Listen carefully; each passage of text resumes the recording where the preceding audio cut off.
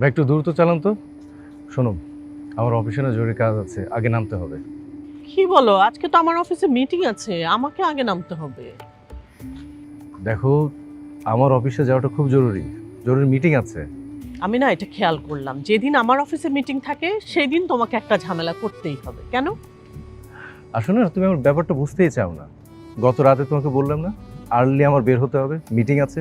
কই, তখন তো তুমি বলোনি যে তোমারও মিটিং আছে। আর এখন শুনছি তোমার অফিসে নাকি মিটিং আছে।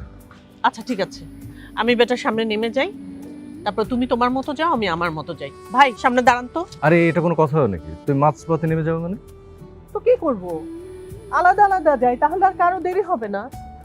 শোনো, যা দেরি হবার হয়ে গেছে, একসাথেই চলো। তারপরও এই দাঁড়ান দাঁড়ান,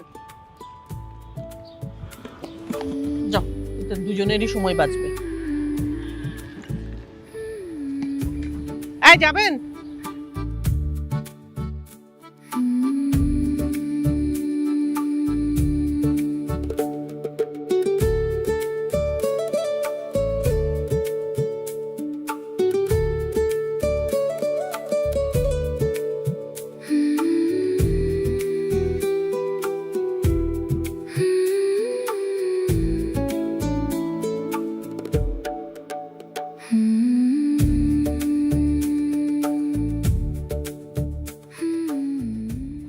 বস, আমাদের মিটিং শুরু হয়ে গেছে, সবাই আপনার জন্য বসে আছে।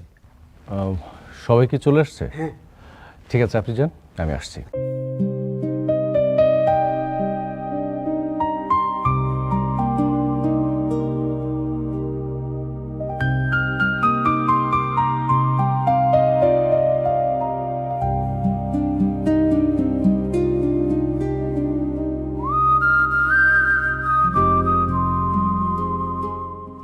শফিক সাহেব, লাস্ট 3 মান্থসের সেলসের রিপোর্টটা আপনার কাছে আছে। যে রিপোর্ট তৈরি হয়েছে ম্যাম, কমপ্লিট করেছেন পুরোটা? আচ্ছা দিন। এই যে জানুয়ারি ফেব্রুয়ারি মার্চ 3 মাসে আছে ম্যাম। ওই যে সরি ম্যাডাম, আমার একটু লেট হয়ে গেল। সালমা, আপনি লক্ষ্য করেছেন প্রায় প্রতিদিনই আপনার লেট হচ্ছে। ম্যাডাম আসলে বাচ্চাটা ছোট তো, সব কিছু গুছিয়ে আস্তে আস্তে লেট হয়ে যায়। ব্যাপারটা আমি লক্ষ্য করেছি, তাই বললাম। ম্যাডাম আমি ট্রাই করব টাইমলি চলে আসার। ঠিক আছে, আর কথা না বাড়িয়ে চলুন মিটিংটা শুরু করি। জি, থ্যাংক ইউ।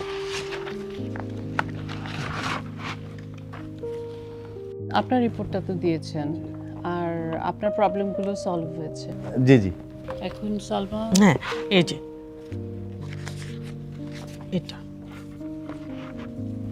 এটা তো কালকে আপনি অবশ্য দিয়ে গিয়েছিলেন আমার কাছে।